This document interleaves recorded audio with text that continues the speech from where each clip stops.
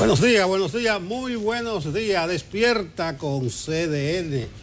El jueves, el 20 de agosto, un día que pinta movido. Por aquí tenemos una buena oferta para ustedes. A mi derecha, Yulisa, y a la siniestra. Qué bueno. Catherine.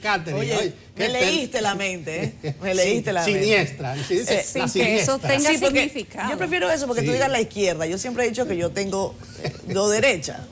Una derecha y mi extrema derecha. Así que tú estás claro en eso. Sí, ¿Cómo estás tú? Buenos días. Eso es que diestra y siniestra. Siniestra. Está muy fuerte. Buenos días, televidentes. 20 de agosto. Gracias a nuestros televidentes por estar con nosotros. Es más que un placer acompañarles en este espacio con buen ánimo, con buena energía. Definitivamente en este viernes chiquito, ya los ánimos preparándose para el fin de semana, aunque bueno, en esta pandemia la gente ha disfrutado muy poco de los días festivos, por decirlo de alguna manera, Yulisa. Así es, hoy es 20-20-20.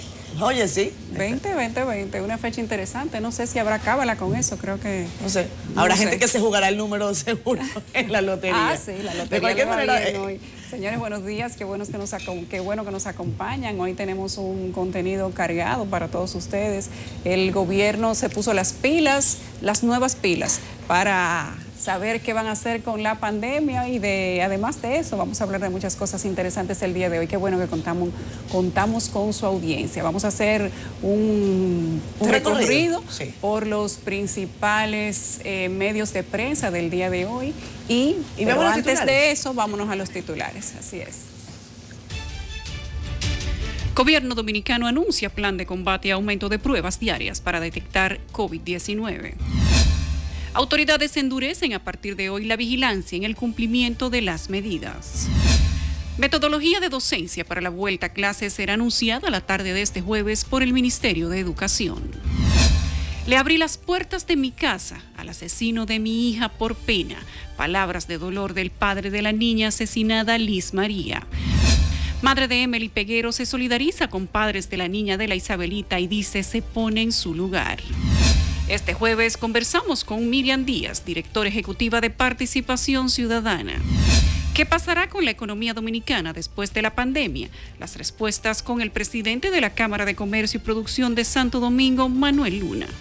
Y ahora Francisco Medrano, un recorrido por las portadas de los principales diarios impresos del país y la agenda del día. Adelante, Medrano.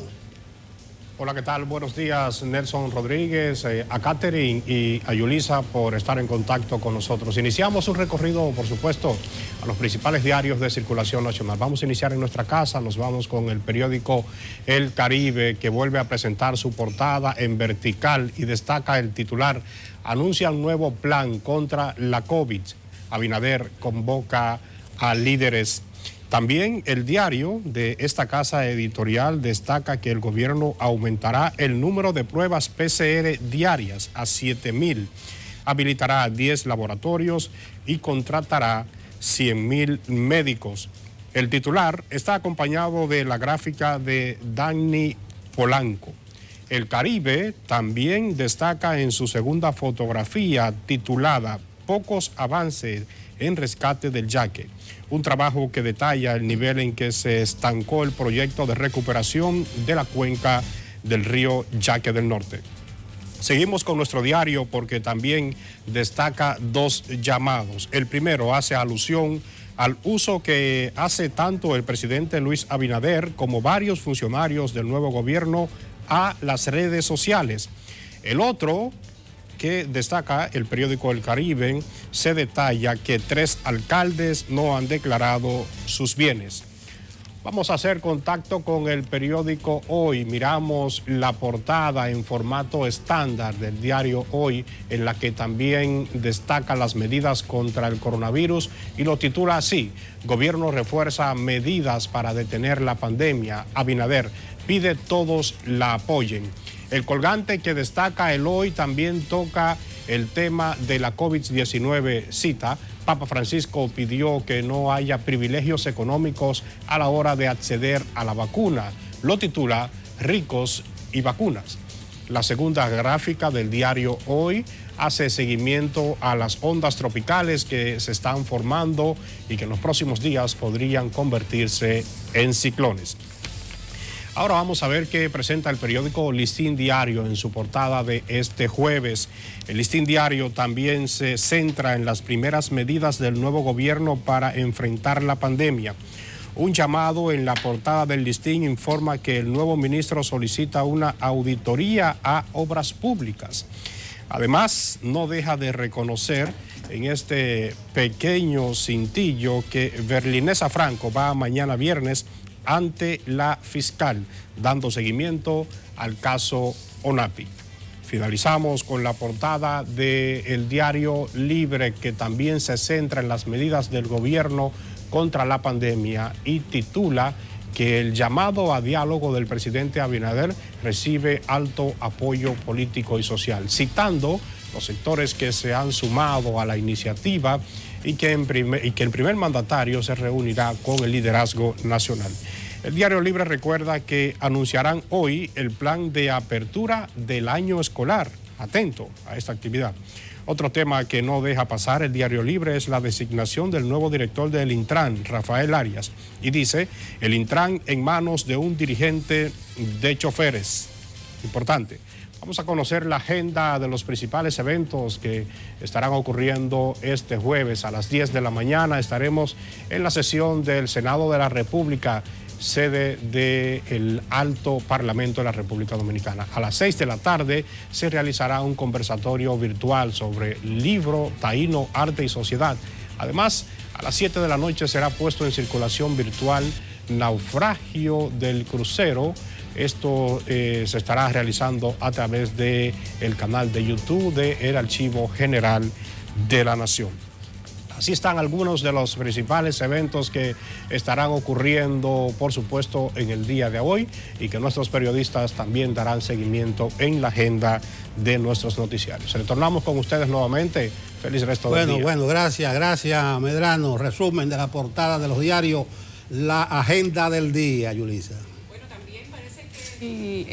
Tenemos agenda en otras múltiples cosas. Catherine, el tránsito tiene su propia agenda también, el estado del tiempo tiene su propia agenda. Así es, hay que estar pendientes, atentos, porque hay 3 fenómenos atmosféricos en desarrollo. Más adelante en la programación de CDN ustedes van a tener los detalles, pero manténganse, por supuesto, en sintonía. También en redes sociales nuestro compañero Jim Suriel está permanentemente informándonos. La tormenta tropical Laura está en desarrollo, podría representar peligro para la República Dominicana. Ya hay 2. Se esperan cielos nubosos en las próximas horas. No por Laura, sino por el número 13. Sería la tormenta número 13.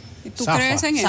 Zafa. Claro, yo soy un hombre cabaloso del Cibao. O sea, que si tú vas a comprar un apartamento y te están vendiendo el 13, tú pides el 12 o el 14. El 12 o el 14, así como los ascensores en muchas partes, que no tienen el piso 13. Pues mira, de cualquier manera los que tienen que también estar montando cábalas y pidiendo que la suerte los acompañe son los que han tenido que salir de sus casas hoy temprano. Voy a hablar específicamente de los que están en los alrededores de la zona industrial de Herrera, específicamente en la avenida Isabel Aguiar, que por cierto acaba de cambiar el tránsito. Hay entaponamiento allí en los alrededores de la Plaza de la Bandera, en lo que se conoce como la avenida Gregorio Luperón, los alrededores del Ministerio de Defensa, del Club de las Fuerzas Armadas y la conexión con la avenida 27 de Febrero, que presenta un retraso vehicular específicamente entre la calle Tamboril y la calle que lleva hacia el Mirador Norte, que como saben también está conectando con el sector Bellavista de esta capital.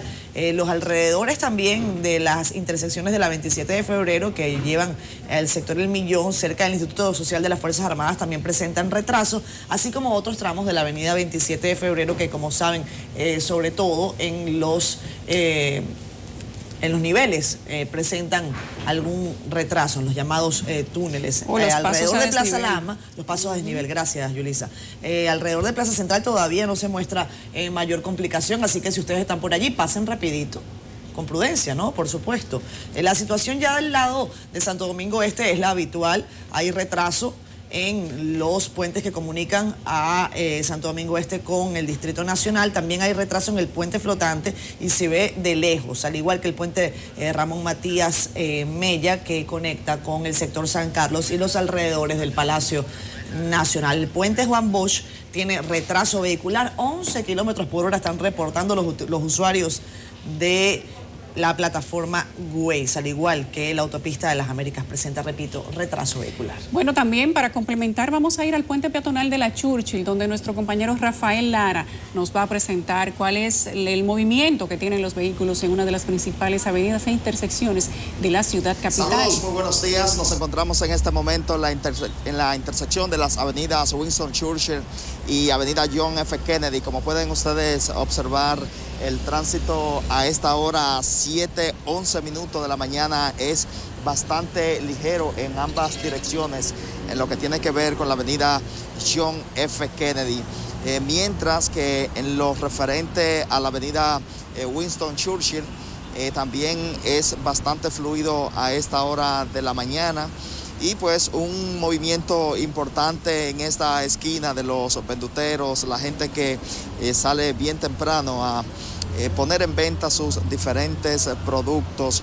Bueno, pueden apreciar ahí que la parada de carros del Concho, que comúnmente está llena, a esta hora todavía pues no han llegado la mayoría. De manera que este es el panorama breve que observamos en esta intersección del Distrito Nacional. Con esas imágenes yo retorno con ustedes al estudio. Gracias a Rafael Lara por darnos la panorámica que hay en la avenida Winston Churchill, donde, como ustedes ven, hay fila para la gente utilizar el transporte público y no hay tanto transporte público, dicho sea de paso. Así es que si van a salir y tomarán esa ruta, tomen las precauciones del lugar, Nelson. Bueno, a propósito de dos posibles tormentas que ya andan rondando en aguas del Atlántico, de convertirse en la primera se llamaría Laura y sería la número 13, lo que hablábamos hace un momento. Pero vamos a ver cómo anda el estado del tiempo en sentido general. Hola, ¿qué tal? Soy Jim Suriel con las informaciones meteorológicas. Continuamos vigilando el océano Atlántico. Los disturbios atmosféricos están dirigiéndose hacia nuestra zona de pronóstico. Precisamente estamos observando este fenómeno atmosférico que podría convertirse en una depresión tropical durante las próximas 24 horas. Mientras tanto, el otro disturbio sigue alejándose de República Dominicana y en el territorio nacional. Hoy empezará a disminuir la nube de polvo del Sahara, por lo tanto empezará a descender en las próximas 24 horas su incidencia en el territorio nacional. Hacemos la primera pausa comercial en Despierta con CDN. Manténgase en sintonía, ya regresamos. De vuelta a Despierta con CDN. Imaginamos nosotros que ya ustedes están desperezándose en la casa y vamos a propósito de eso, a ver cómo se desperezan o esperezan la gente de los pueblos. Vamos a resaltar las principales informaciones que nos enviaron nuestros corresponsales en el interior del país en el siguiente resumen en voz de nuestra compañera Silvania Lima. Adelante, Silvania. Iniciamos nuestro recorrido por el interior del país en Santiago. El ingeniero Silvio Durán sigue siendo el director de la Corporación del Acueducto y Alcantarillado de Santiago, pues el Partido Revolucionario Moderno no se ha puesto de acuerdo para la designación de un nuevo titular de la institución. Solicitó a esa organización política que decida al respecto lo antes posible. Y pedirle actualmente que completen ya el decreto de Corazán. Realmente yo me debo a un partido, que es el Partido de la Liberación Dominicana, y entiendo que esto le corresponde a ellos. Y por lo tanto, estoy pidiendo de manera formal que manden el director y que se pongan de acuerdo para colocar una persona que cumpla con las leyes de Corazán. Expresó que debe en estos momentos dedicarse a servir a su partido. En otro orden, abogados de la provincia de Valverde marcharon pidiendo la destitución del presidente de la Suprema Corte de Justicia y la reapertura de los tribunales para la celebración de las audiencias presenciales. Eduard Peña desde Mao con la información. vociferando consignas para que los tribunales reabran sus labores y la destitución del presidente del máximo organismo judicial, Luis Henry Molina, los profesionales del derecho marcharon y luego se apostaron en la parte frontal del Palacio de Justicia para que sus reclamos fueran escuchados. Esta lucha que va a ser permanente mientras se mantenga lo que es la justicia virtual que está aplicando la Suprema Corte de Justicia. Queremos la apertura de los palacios. Y si de continuar las cosas como van, también pediremos la destitución de Luis Henry Molina. Luis Henry Molina está violando la Constitución de la República y está violando el debido proceso de ley. Esto es un tremendo caos que ha convertido Henry Molina en la Suprema Corte de Justicia. Henry Molina se ha convertido en un verdadero vago, porque él nunca ha ejercido la carrera de derecho. Él no sabe los trabajos que están pasando la clase jurídica nacional. Henry Molina o abre los palacios de justicia o es para afuera que va también. El presidente de la Suprema Corte de Justicia y del Consejo del Poder Judicial está excediéndose en sus funciones y atribuciones, estableciendo y manteniendo el acceso de la justicia de los abogados y de los ciudadanos totalmente en contra de la Constitución y de la ley, subvirtiendo el orden constitucional. Y por eso el Colegio de Abogados de la República Dominicana, además de solicitar la destitución de este funcionario, exhortamos a la Cámara de Diputados y al Senado, en virtud de la Constitución de la República, que proceda de inmediato a la destitución de este funcionario. Los abogados de Valverde advirtieron además que en los próximos días iniciará un plan de lucha que incluye la rebelión de los reclusos de las cárceles del país, quienes son los más perjudicados con la paralización de los tribunales. En los próximos días se van a rebelar todos los presos a nivel nacional, porque hasta ellos no están aguantando la situación de que no se le están conociendo sus audiencias. Porque si tenemos que cerrar entonces con candado, si esto es lo que quieren el Palacio de Justicia y lucha permanente, la vamos a tener a partir de hoy. Hoy dimos inicio con esta marcha a nuestro plan de lucha, que en los próximos días anunciaremos las demás medidas. Los juristas argumentaron que no es posible cumplir con los compromisos económicos, ya que con los tribunales cerrados, sus ingresos se han visto mermados en más de un 80%. Las inmediaciones del Palacio de Justicia fue militarizada y la puerta de acceso del mismo cerrada. ¡Que abran la puerta de los tribunales! En Mao, Eduard Peña, CDN. En San Francisco de Macorís, el propietario de un negocio de comida rápida se encadenó en el monumento que simboliza el cacao, exigiendo al gobierno que les permita operar durante el toque de queda bajo método de servicio a domicilio. El reconocido comerciante Vico Knight, acompañado de varios propietarios de negocios, iniciaron la protesta al mediodía de este miércoles, ya que tienen varios meses sin trabajar. Que nosotros, los dueños de negocios de comida rápida, tengamos 5 meses cerrados.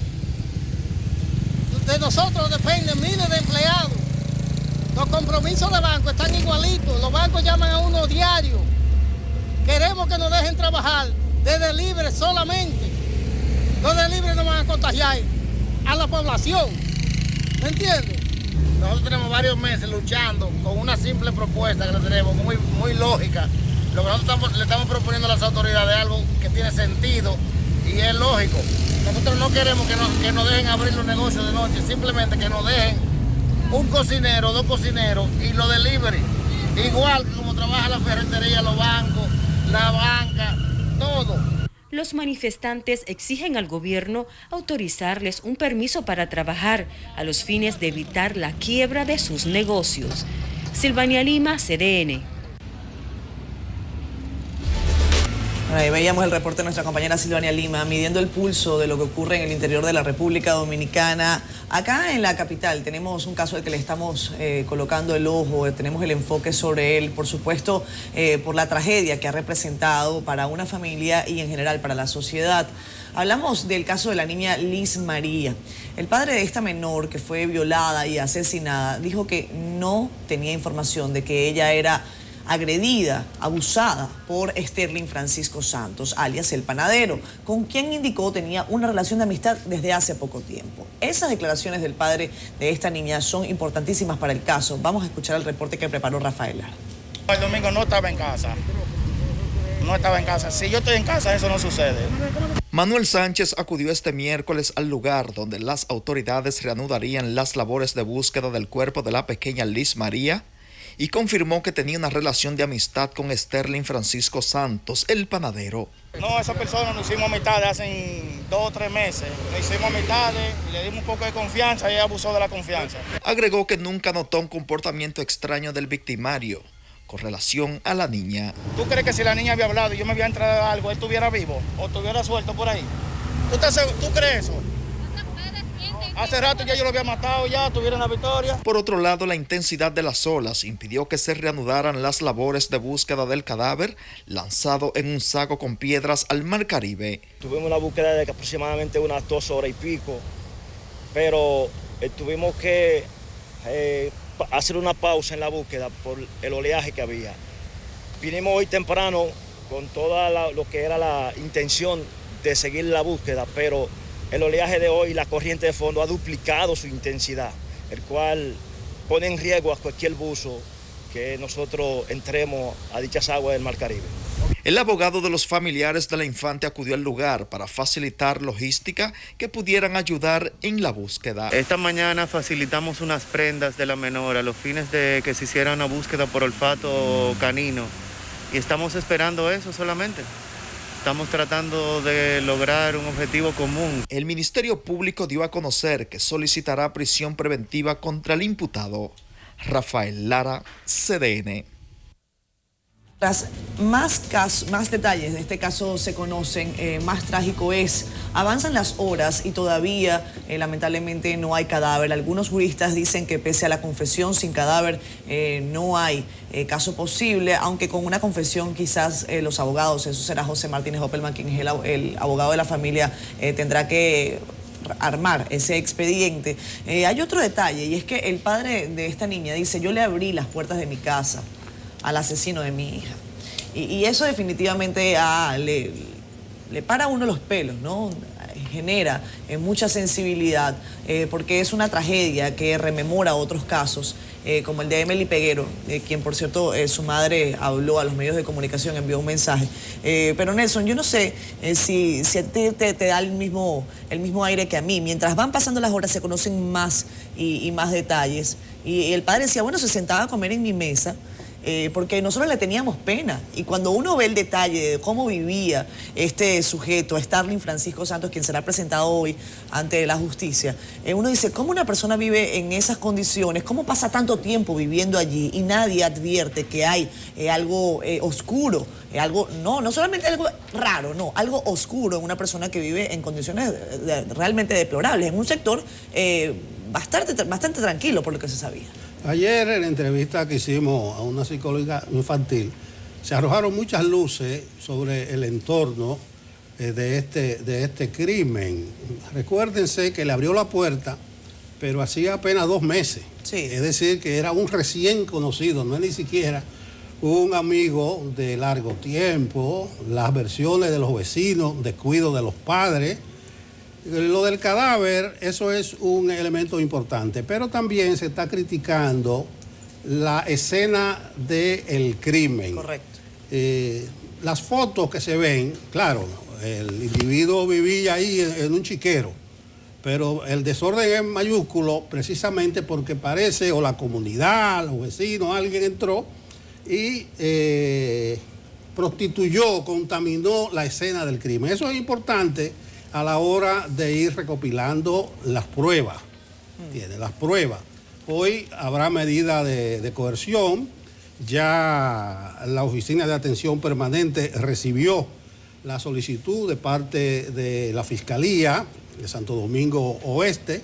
Está prevista para por la mañana. Catherine me dice que mayormente estas medidas se conocen en horas de la tarde.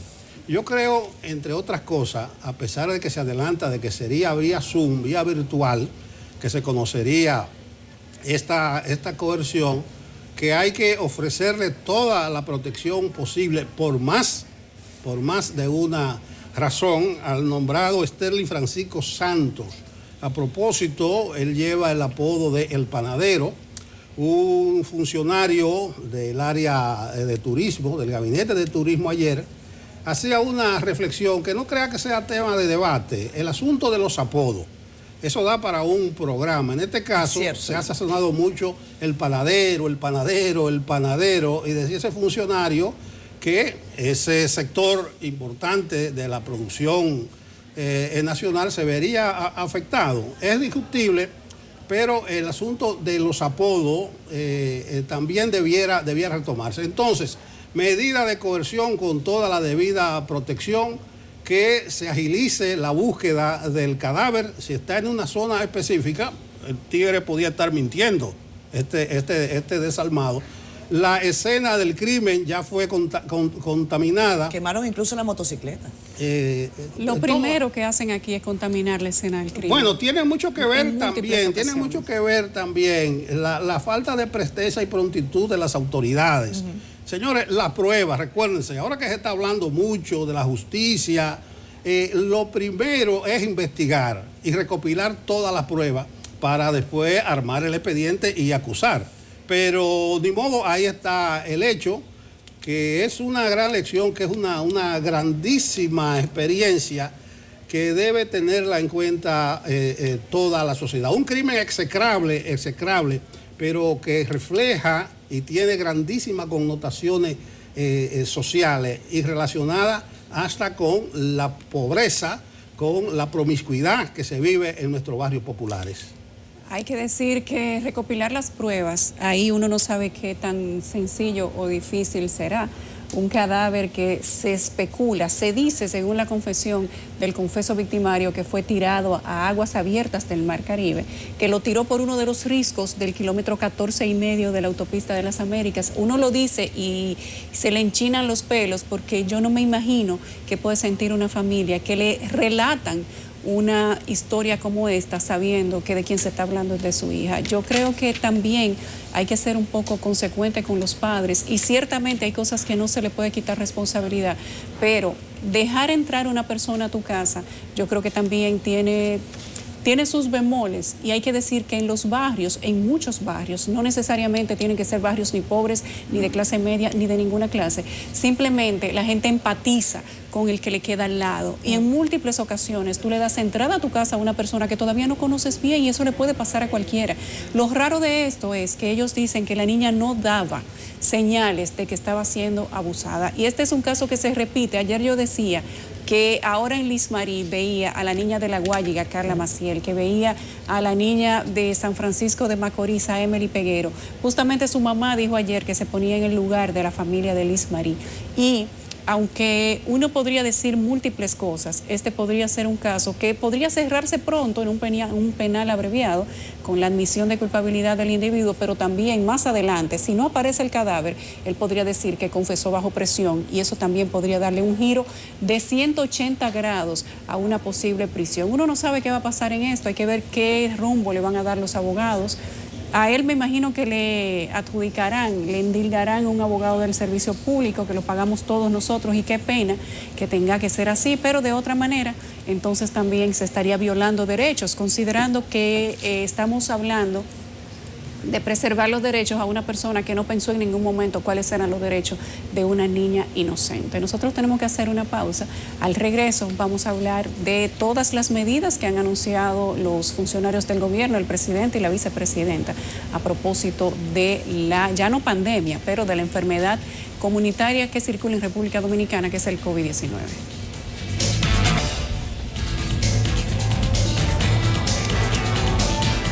El gobierno empezó a dar respuesta a cuestiones fundamentales de la agenda nacional.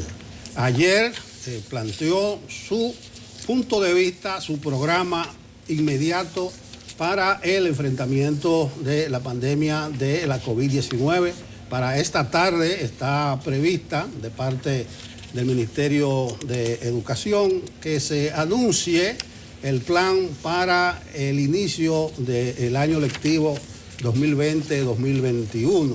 Aspectos fundamentales: salud, educación y la economía. A propósito del anuncio realizado ayer en el Palacio Nacional, yo contabilicé 7 medidas, todas creo van directo a dar respuesta a la pandemia del coronavirus.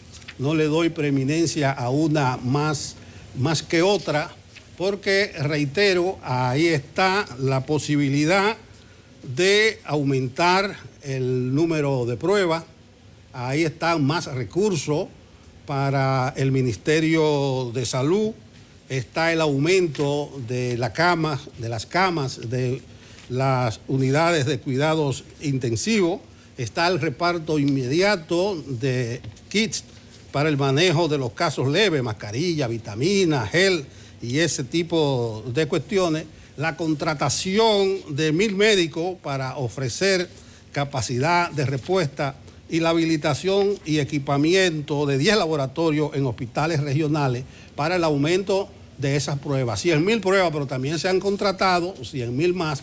Vamos a ver cómo llegan. Hay que esperar, son anuncios en este momento, pero me llamó la atención y creo que fue una carencia que no fue acompañado de algunas medidas restrictivas adicionales. Podría ser lo de la ampliación del toque de queda. Ya el presidente del Colegio Médico, Waldo Ariel Suero, que estuvo presente en la reunión, simpatizaba inicialmente por un toque de queda de 24 horas, pero él se transaba al final que comenzara a las 2 de la tarde. Creo que hay que limitar en algo la circulación vehicular y peatonal en horas del día. Yo reitero, como un cliché, no hacemos nada en cerrar de noche y abrir de día. Imitar a algunos países. Mira, ayer mismo Puerto Rico acordó los domingos, cierre total 24 horas. Si usted ve en Colombia, desde los viernes cierran las principales ciudades hasta el lunes. Creo que faltaron algunas medidas restrictivas y más adelante quiero referirme al anuncio que hizo el presidente Abinader de visitar al liderazgo nacional para consensuar toda esta medida que tienen que ver con lo sanitario, con lo económico y con la educación. La gran cumbre. Así es. Miren, una de las cosas que me llama la atención particularmente de lo que ha ocurrido en estos días, porque hay que decirlo, el gobierno lo que tiene son 4 días, señores, hoy es 20. Estamos hablando de que acaban prácticamente de tomar el sartén por el mango. Esta reunión, y están cumpliendo con los plazos, han dicho, el martes hablaremos del sector salud y así lo han hecho. El miércoles. Hoy se hablará del tema educativo y así lo harán. Bien decía Nelson, hay que esperar, se esperaban algunas medidas restrictivas, sobre todo lo que había organizado y había dicho la Organización Panamericana de la Salud, un cierre definitivo, quizás de Santo Domingo, del Distrito Nacional, durante unas semanas. Eso no ha ocurrido, entiendo que están tratando de ser prudentes, pero me gusta que coloquen fechas. La vicepresidenta decía el martes, o sea, le pone un día específico. El martes, Salud Pública recibirá 100.000 pruebas PCR y ya se hizo un pedido de otras 100.000. ¿Por qué es importante el detalle y colocar las cosas tal y como son en el libro para que queden escritas, para que entonces también la sociedad, los periodistas podamos tener el ojo en cuándo ocurren las cosas? Porque en tiempos de pandemia, correr la arruga genera más víctimas. Así que me parece interesante que además la rueda de prensa se haya dado en estas condiciones, la vicepresidenta teniendo un rol bastante participativo. Interesante también que se hayan agregado 15.000 millones más para la cobertura y que 2 millones de personas se hayan sumado al seguro familiar de salud. Es el plan. Ojalá puedan concretarse y quizás, y esto es una sugerencia un poco atrevida de mi parte, convocar a una rueda de prensa quizás semanal para actualizar a la sociedad sobre cómo será el abordaje de esta crisis a la que todavía no se le ve un fin, todavía estamos en la cola para recibir las vacunas. Sería bueno también una aclaratoria al respecto, una aclaratoria formal del gobierno de Luis Abinader. Lo había hecho el exministro Sánchez Cárdenas diciendo que sí, que nosotros estábamos en la lista para recibir vacunas porque estábamos dentro de la Organización Panamericana de la Salud, pero más luz no va a estar nunca de más en este sentido. Hay que decir que la OPS, en ese mismo punto, Catherine, la OPS luego como que desmintió lo que dijo el ministro de Salud Pública. En ese caso no es mientras más aclares que oscureces, no, que aclaren más. Ahí como que oscureció más que lo que aclaró. A mí me llamó la atención el aumento de las pruebas porque De 4 días hacia atrás se estaba haciendo con una cantidad que permitía la trazabilidad simplemente haciendo un cálculo semanal o quincenal, pero no diario. Si un día se hacían 300 y pico de pruebas, un día se hacían 1000, otro día 2000, otro día 2500, tenían que esperar a terminar entonces la semana para poder hacer una suma total de cuáles eran la cantidad de pruebas que habían distribuido durante la semana.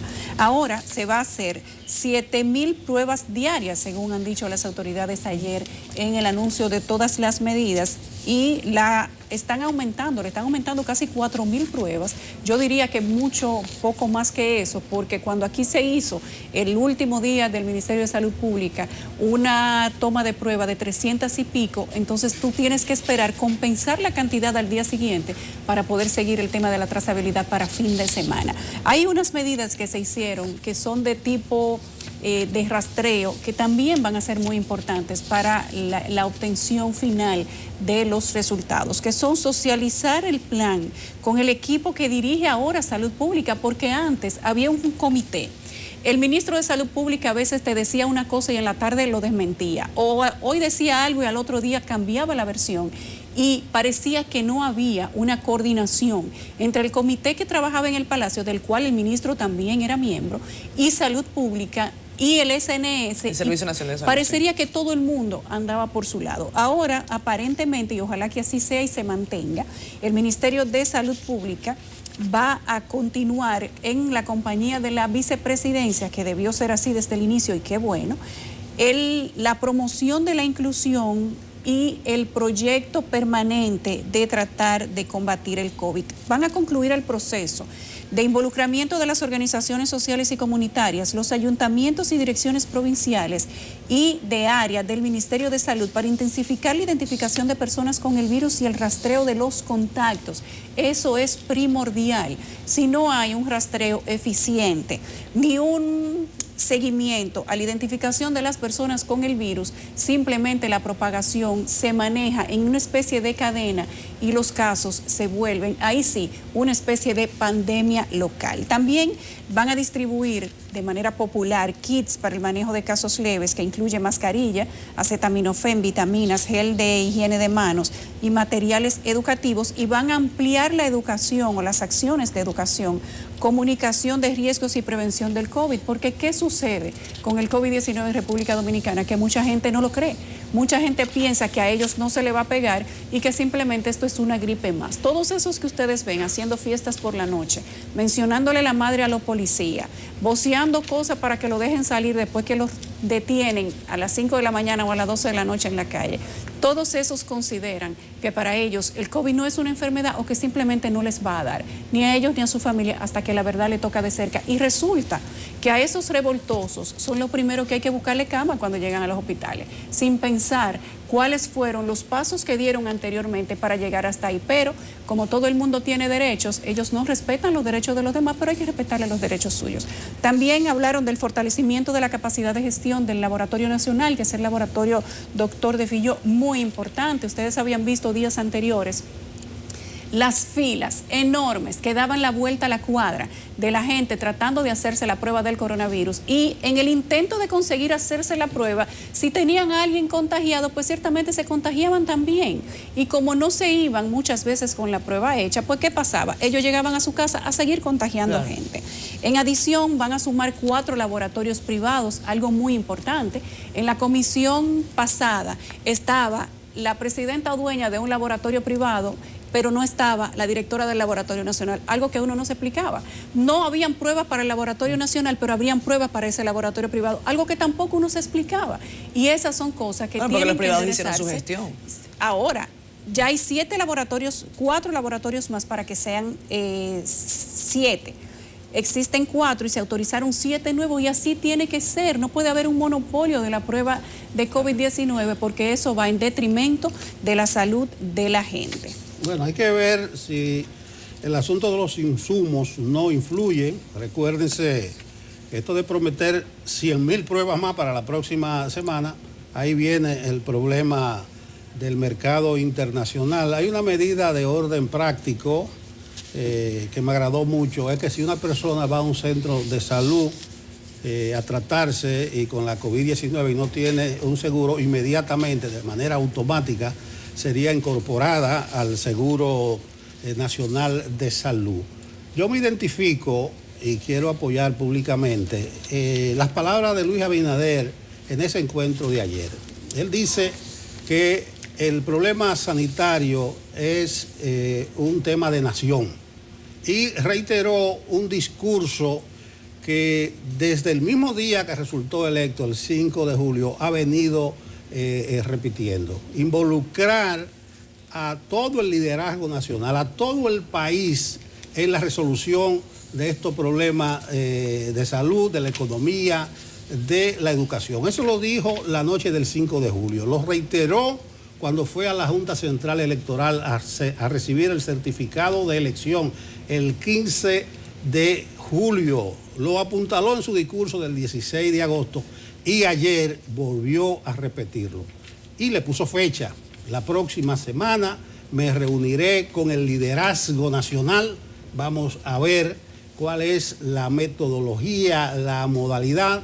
Todo aparenta ser de que Abinader visitará a los principales líderes, tanto políticos como de la sociedad civil, y va a intercambiar impresiones y así no solamente involucrar a toda la nación, sino adoptar medidas de consenso. No creo que sea una cumbre de que reúnan en una mesa cuadrada, rectangular o redonda a todos los líderes del país, sino consulta, intercambio de impresiones, ponerlo al tanto. Entonces, reitero, simpatizo con ese discurso porque lo ha hecho de manera reiterativa y con la emoción suficiente para uno darse cuenta que no se trata de poses. Hay algo más, Nelson y Catherine, y es que van a ingresar o a integrar a la capacidad de respuesta a 1.000 médicos que estaban desempleados. Sí, pero hay que, en ese particular, a mí me parece interesante, porque una de las preguntas que le hacíamos incluso al doctor Rivera era, sí, sabemos que la capacidad de infraestructura del país tiene unas condiciones, se habló muchísimo de la ciudad sanitaria Luis Eduardo Aybar. A mí me hubiese gustado ver en esta rueda de prensa una parte sobre la situación de los hospitales que quedaron pendientes, esas camas que están allí listas para recibir a pacientes, qué pasará, en cuánto tiempo podremos tenerlas habilitadas. Tal vez, entiendo yo, y lo había comentado José Ignacio Paliza, el nuevo ministro administrativo de la presidencia, que se haría una auditoría. Sería interesante también practicar una auditoría forense a cada uno de estos centros de salud. Recordemos que el gobierno de Danilo Medina emprendió un proceso de rehabilitación, readecuación de casi más de 50 hospitales, todos prácticamente al mismo tiempo, una medida que se criticó muchísimo y que dejó serios baches en el sistema de salud dominicano, como también dejó algunas otras luces, porque hay que decir al César lo que es del César. Vamos a ver a continuación, estamos viendo en pantalla parte de lo que son las búsquedas, o más bien el proceso de búsqueda de la niña Liz María. Eso es en la autopista Las Américas. El equipo de CDN está haciendo recorrido, está muy atenta a lo que está ocurriendo. Rafael Lara está con nosotros y está en vivo. Rafael, cuéntanos qué está ocurriendo. Bien, muy buenos días. Como pueden ustedes observar, el grupo del equipo que está pues de búsqueda del cadáver de la niña asesinada el pasado domingo ya se está preparando para hacer la primera jornada de búsqueda de la mañana. Temprano el coronel Santos pues nos había informado de que no iba a ser posible por la intensidad de las olas, pero sin embargo el mar ha tranquilizado un poco a esta hora. Háblenos acerca de eso, coronel. Sí, ha bajado un poquito su intensidad, pero vamos a hacer la búsqueda un poquito de pegado del arrecife, ya que pegado al arrecife el riesgo para el personal es muy alto. Vamos a peinar el área del entorno para ver si damos con dicho cuerpo. O sea, ¿hay condiciones para mantener el proceso de búsqueda más amplio en la mañana de hoy? No, vamos a buscar, pero vamos a buscar un poco de pegado del arrecife, porque el litoral del arrecife no nos permite buscar. Vamos a buscar un poco extenso para toda esa zona frente a donde supuestamente tiraron el cadáver.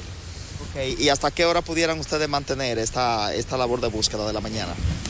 Bueno, estamos aquí desde las 6:15 de la mañana y vamos, ya los buzos están entrando al agua Vamos a buscar unas casi 2 horas más o menos aproximadamente.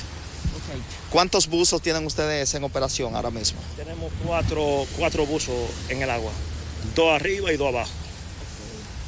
Finalmente, ¿cuál es la expectativa? Una pregunta que ya le hemos hecho antes, pero que ya han pasado ya 4 días de que se produjo el hecho, de que se lanzó el cadáver y sin embargo todavía no hay respuesta.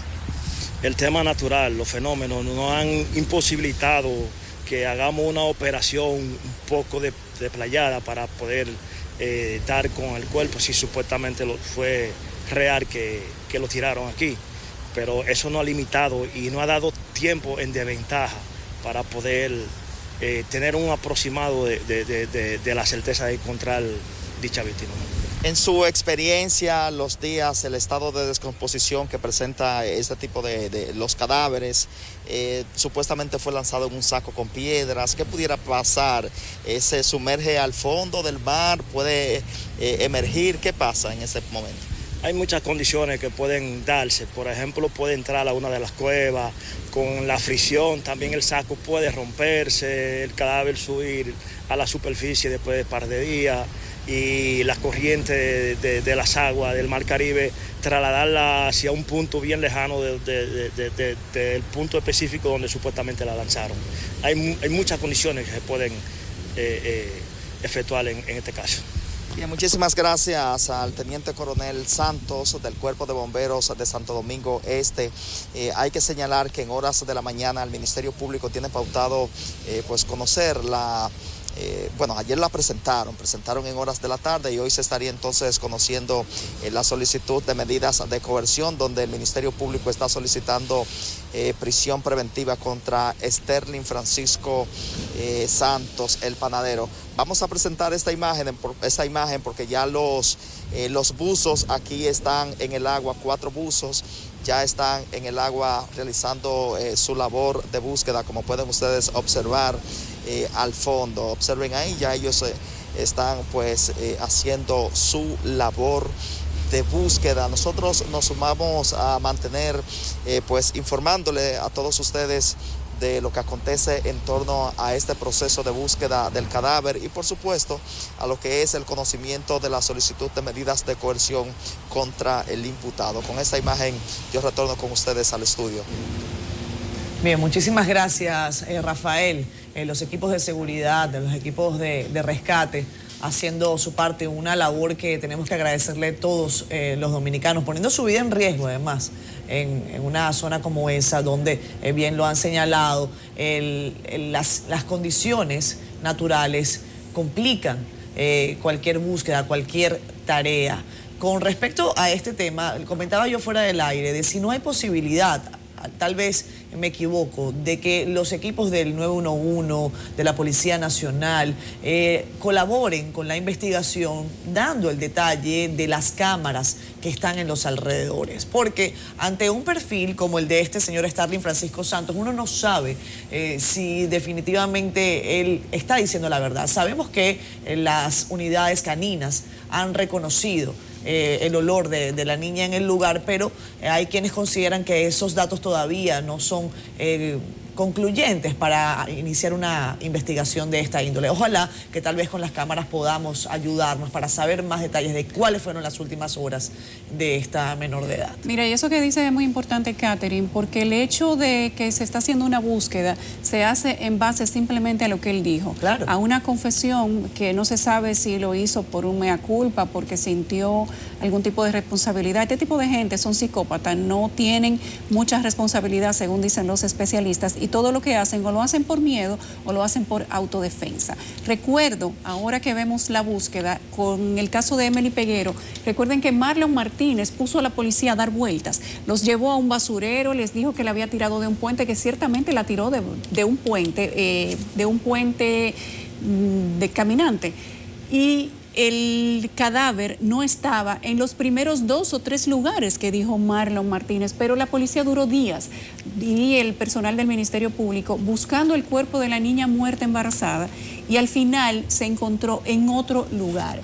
Ojalá y que lo que esté sucediendo con el cadáver de la niña Liz Marie no sea justamente lo que sucedió con el cadáver de Emily Peguero, y que se encuentre, no solamente para que podamos tener la prueba y tener un caso sólido, sino porque los padres de esa niña necesitan darle santa sepultura, y para ellos eso representaría también algún sentido de paz. Yulisa, creo que también es importante que las autoridades nos ayuden a edificarnos sobre cuál es en este momento el destino, la situación del niño que vivía con este presunto homicida. Se sabe que con él vivía un pequeño y que esa fue parte de la situación que obligó a los padres de esta niña de Liz María de, en cierta forma, condolerse de él, sí, llevarlo a su vivienda, porque decían que le tenían pena, que vivía con un niño que estaba prácticamente desnutrido. ¿Dónde está este segundo niño del caso, del que poca gente habla? Un niño de 8 años, casi la misma edad de la niña. Hay que saber la identidad del pequeño. Bueno, aunque sí, por supuesto las autoridades quieren resguardarla por tema legal, se entendería y es más que evidente, pero ¿cuál es la realidad de ese menor en este momento? ¿Era el hijo de este sujeto? ¿Era algún menor que estaba desaparecido? Uno empieza a especular, porque definitivamente ante la falta de información eso es lo que ocurre. Así que me gustaría ver la acción del Ministerio Público desde un punto de vista más proactivo para podernos dar más detalles, no solamente a los periodistas, sino a la sociedad en general. Nelson. Jóvenes, el gobierno de Luis Abinader todavía no llega a las 96 horas, o sea, no tiene 4 días. Eso va a ocurrir a 10:45, 10:50 fue que tú dijiste. Sí. A las 10:50 cumple 4 días. Pero ya hay gente que tiene hasta una caracterización de este gobierno. ¿Cómo así? Un gobierno familiar, y que porque hay mucha familia. Otro cree que es un gobierno de amigos, que están los hijos, que están los hermanos, que hay hasta nietos. Yo creo que pasará un buen tiempo para uno caracterizar este gobierno. Mucha gente dice, un gobierno de los empresarios, otros, un gobierno con una preeminencia de la Ucamaima y de los grupos económicos de Santiago. No, señores, yo creo que faltaría tiempo para caracterizar al gobierno, y ni qué decir del régimen. O sea, que uno va a saber si Abinader va a ser tolerante, autoritario, más democrático de la cuenta. Entonces faltará tiempo para eso. Lo que no tienen duda de que Abinader lo está haciendo bien son los legisladores del Partido Revolucionario Moderno. Vamos a escuchar lo que nos trae aquí Rentería Montero. Adelante. Asignación de personas de una misma familia en la función pública encontraron respuesta entre legisladores oficialistas. Hay que ser justo cuando se evalúan ese tipo de cosas y no caer en un populismo de que son familias, ya por eso están nombrados. Eso no es así, señores. Aquí hay mucha gente capacitada en este país. Y si una familia tiene 10 miembros capacitados, pues ojalá tengan oportunidad de poder desarrollarse. Si no están en un mismo lugar, yo no le veo que tengan ningún problema. Indicaron que la meritocracia es lo que ha primado para esos nombramientos. Aquí no se está evaluando apellido, aquí se ha evaluado capacidad. Y esa es la diferencia con otros gobiernos que sí nombraban familia por otros temas. Lo que queda claro es que el nuevo gobierno, encabezado por Luis Abinader, recurre a la misma práctica que criticó al hoy opositor Partido de la Liberación Dominicana a lo largo de 16 años. La democracia no puede ser cuando me convenga. Y entonces una cosa es con guitarra y otra cosa, como decían, criticaban eso y lo están haciendo. Entre los casos cuestionados se cita la designación de la viceministra de Medio Ambiente, Milagros de Camps, hija de Milagros Germán, directora de comunicaciones del gobierno. Dilia Jorge Mera fue nombrada viceministra de Innovación y Transparencia de la Presidencia, mientras que su hermano Orlando Jorge Mera, ministro de Medio Ambiente. El nuevo director de INESPRE es Iván Hernández, hijo de la embajadora dominicana en Washington, Sonia Guzmán. Juan Garrigó, hijo de la alcaldesa de la capital, Carolina Mejía, y nieto del expresidente Hipólito Mejía, fue designado como viceministro de Gestión Social del Ministerio Administrativo de la Presidencia. Rentería Montero, CDN. Ahí está Rentería Montero, un resumen de los familiares de funcionarios en el tren gubernamental. Esto será un tema para rato, pero reitero, es muy temprano todavía para darle el perfil, para caracterizar al gobierno de Luis Abinader. A mí me gustaría quizás hacer alguna suerte de diferenciación. Veía ahí las declaraciones de Orlando Jorge Mera, Orlandito Jorge Villegas, perdonen, el hijo de Orlando Jorge Mera, quien además ha ganado una curul en el Distrito Nacional, es uno de los diputados más jóvenes del país. Sobre este particular, en el caso de Orlando Jorge Villegas, él es un ciudadano electo por voluntad popular. No podría hacerse este mismo ejercicio de comprender que hay una suerte de preferencia familiar en su caso particular, porque recordemos, él se buscó sus votos, él está allí porque los ciudadanos lo decidieron. Definitivamente, ya en el interior del PRM podrán decirse pues muchas cosas, pero eso es tema del partido, no tema de la opinión pública. Con relación a si están capacitados o no determinadas personas de familias o grupos prominentes de la sociedad, yo decía en redes sociales que si usted es la persona idónea porque está extremadamente preparada para un cargo público, pues que lo nombren así el presidente de la República sea su hermano. Ahora, si hay alguien que lo va a hacer mejor que usted o que está más preparado para ese cargo, soy de las que piensa que incluso usted mismo debe apartarse, porque es una situación más elegante. Algunos consideran que es una crítica esquiva, que no debe hacerse, sobre todo fundamentado en lo que decía Orlandito Jorge Villegas. Si la persona está muy bien preparada, pues puede optar a un cargo público. Yo siento que no es un tema de poder o no poder, sino de guardar formas con un gobierno que está arrancando, un gobierno que se ha caracterizado por decir que su tema es el cambio, y por eso quizás el tema ha cobrado tanta relevancia en los medios de comunicación. Hay que resaltar que no necesariamente hay nepotismo por el hecho de tener familiares o vinculados o nombrados en el gobierno. Si no están en la misma institución, si no tienen funciones que colinden, no necesariamente se está cometiendo nepotismo. Y además es muy importante saber qué pesa más. Lo hacía este gobierno, lo hace este, lo hacía el que estaba y lo han hecho todos. Hay algunos que han tenido el descaro de tener los familiares dirigiendo los fondos administrativos que ellos mismos deciden, y eso sí es una falta que podría suponerse grave. Sin embargo, la falta que se aduce no es ni siquiera una ilegalidad, no es una violación a la ley, es un tema ético. Y es un tema que podría ser duramente comentado, pero también hay que balancear sabiendo si las personas que se nombran tienen la capacidad, la experiencia y la voluntad de hacer el trabajo de una manera correcta. Y me parece que eso debe pesar más. Sucedió en el gobierno pasado, se defendió en el momento que se tuvo que defender y se atacó en el momento que se tuvo que atacar. Ahora, hay que darles el momento, digamos que la distancia, para ver cómo lo van a hacer. Si lo hacen mal, entonces ciertamente uno se va a poner en la acera del frente, pero si lo hacen bien, creo que también hay que darles la oportunidad de que ellos decidan si su currículum, su experiencia y su voluntad va a hablar por ellos. Tenemos que irnos a una pausa, regresamos de inmediato y a la vuelta tenemos ya nuestra entrevista central. En nuestra primera entrevista del día contamos con la presencia de Miriam Díaz.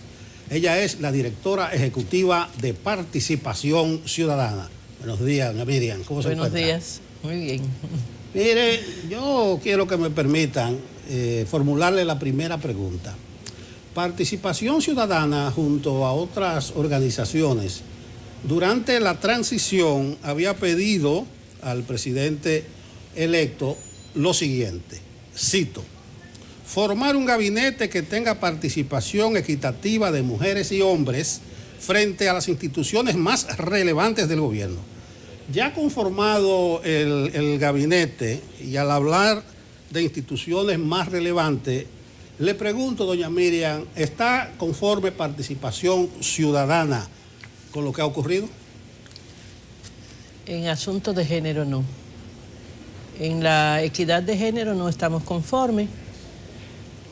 Porque evidentemente hay un gobierno muy masculino, como los anteriores, y en esta ocasión, incluso en el Congreso Nacional, las mujeres perdieron participación.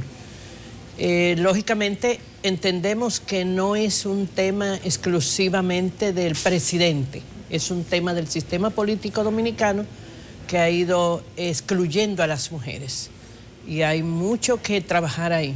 Nosotros incluso en nuestro informe de observación, el final, planteamos a las mujeres que tienen que trazarse una estrategia y que nosotros estamos dispuestos como Participación Ciudadana a colaborar y a trabajar de cerca con las mujeres en esa estrategia, porque no es un día que se produce eso, el día que se producen los nombramientos. Posiblemente ese día, pues todos los que habían acaparado los diferentes grupos o las diferentes temáticas alrededor del equipo eran hombres. Y ustedes saben que así es que llegan al poder, como un equipo. Pero las mujeres tienen o tenemos que apoyarlas, tenemos que trabajar para definitivamente dejar esa situación atrás. Es insatisfactorio en este momento. Bueno, yo creo que CDN sí cumple su cuota. Mire cómo estoy yo aquí.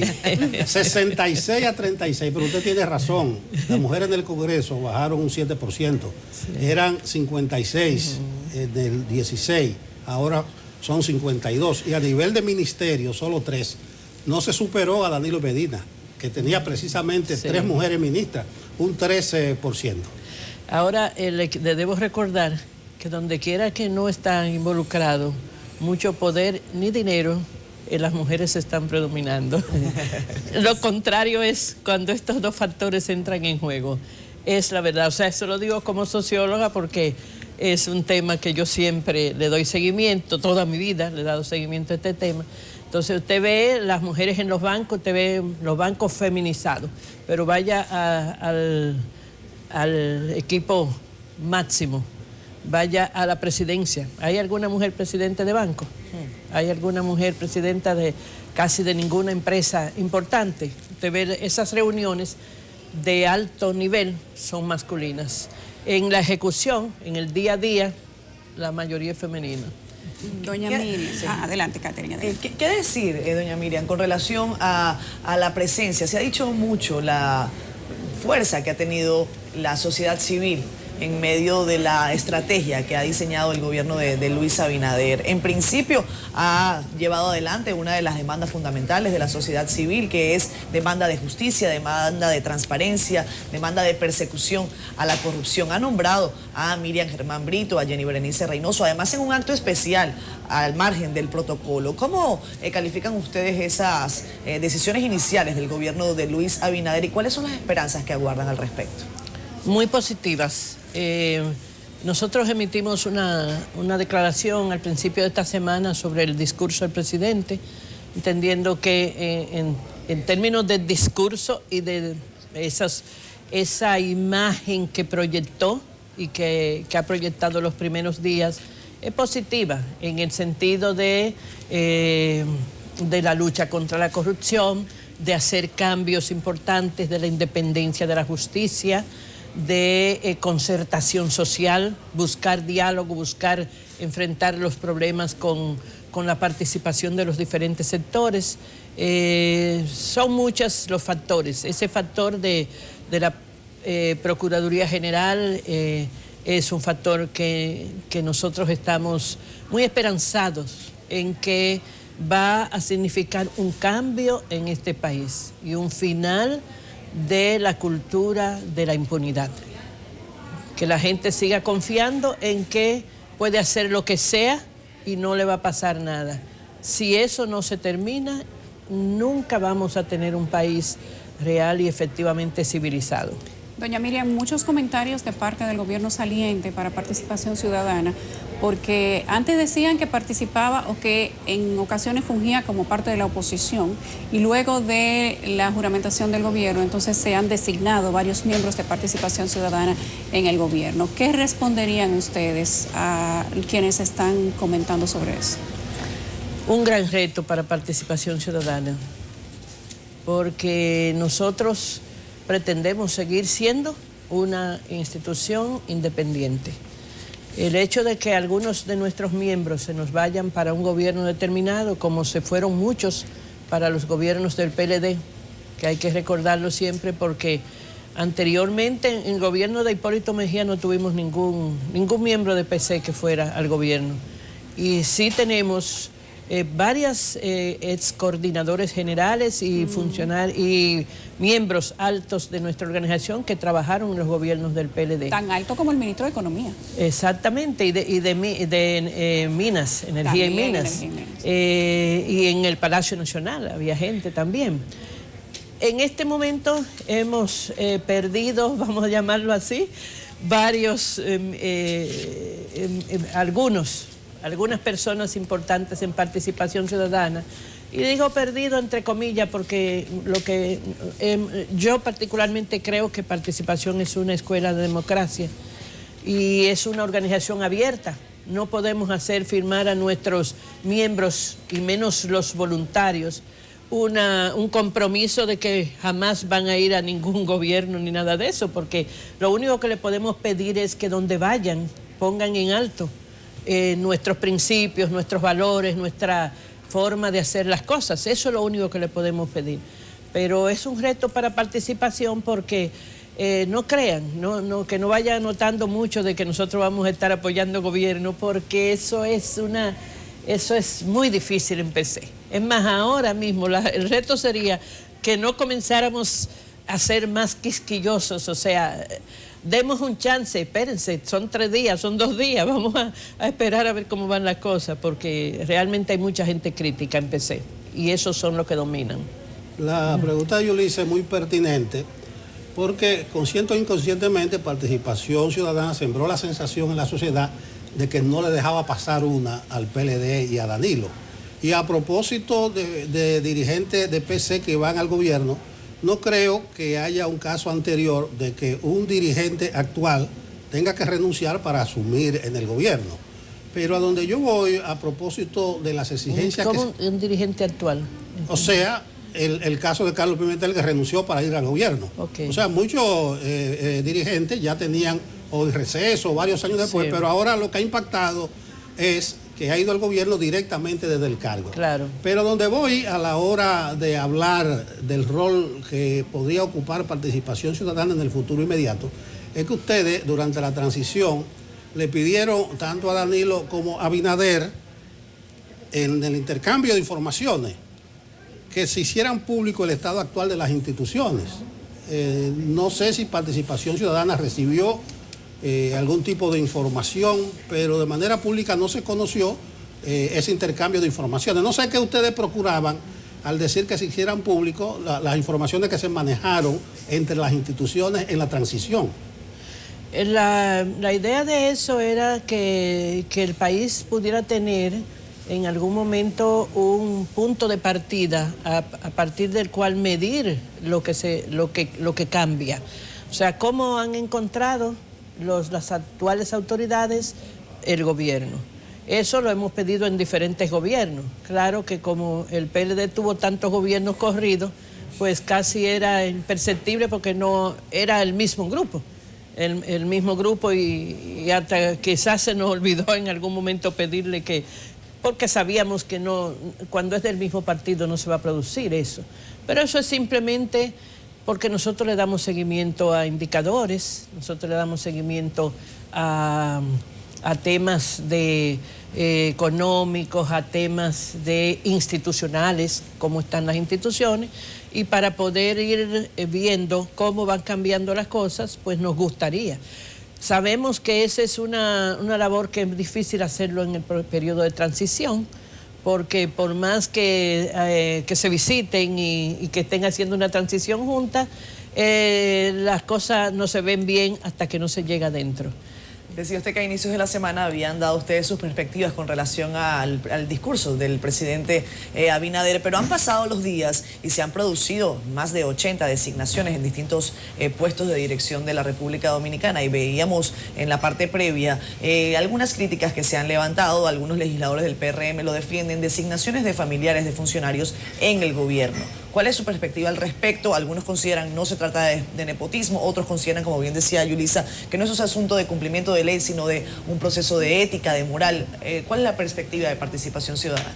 Para decirte la verdad, todavía nosotros no hemos hecho una evaluación como organización de eso. Estamos en la semana, el 4º día de la semana, tenemos un cambio en nuestra organización.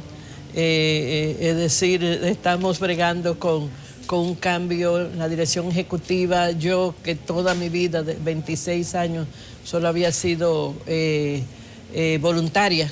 Ahora estoy transitoriamente, solamente, en la dirección ejecutiva para hacer una transición. Empecé a aprovechar y reorganizar algunas cosas. Y la verdad, estamos esperando que se complete un poco el panorama, porque todos los días hemos tenido nombramiento en esta semana. Sin embargo, pues puedo decir cosas que están relacionadas con nuestros principios generales.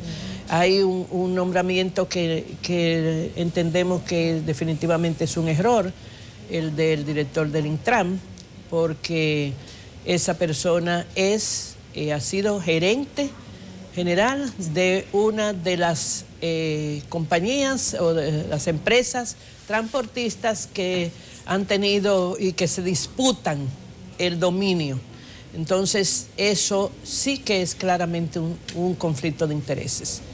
Claramente, designar en una posición reguladora, en una institución reguladora como es el Intram, a una parte de los que van a ser regulados, no es correcto. Aquí decimos que pusieron el banco de sangre en manos de Drácula para que lo cuide. Bueno, eso podrán decir, para nada, no tengo idea de quién es ese señor, podrá ser la persona más seria del mundo, pero hay principios generales que no se pueden violentar. Doña Miriam, y en ese mismo tema, perdón que la interrumpa, el secretario general de CONATRA era quien justamente salía a atacar todas las disposiciones que se emitían desde el Intran, y ahora, si no quería cumplirlas cuando tenía que ser regulado, entonces ¿cómo va a ser ahora que le toca dirigirlas? Claro, eso definitivamente yo no sé, pero creo que es un error.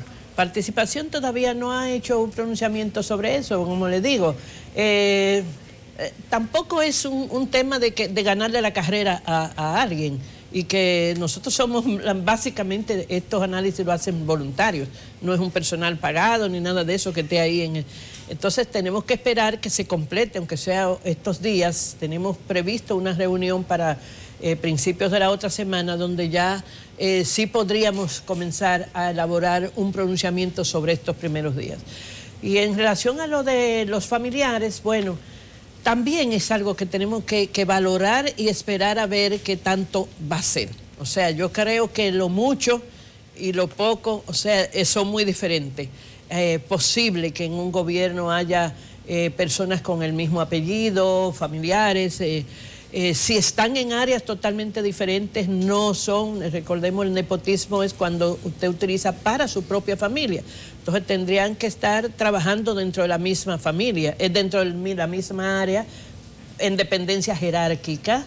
Eso es lo que se entiende textualmente como nepotismo. Ahora bien, hay un asunto social en nuestro país y hay una práctica que tenemos que combatir. En los gobiernos pasados, sobre todo en los gobiernos del PLD, hubo familias completas que yo decía, pero es que esta gente nunca en su vida han tenido un trabajo privado, porque todos trabajaban en el sector público, todos trabajaban en posiciones relevantes, y muchos de ellos se demostró que trabajaban, que hacían negocios con el Estado. Ahí, si eso es lo que se va a buscar, pues ahí estaremos nosotros de frente combatiendo eso, definitivamente.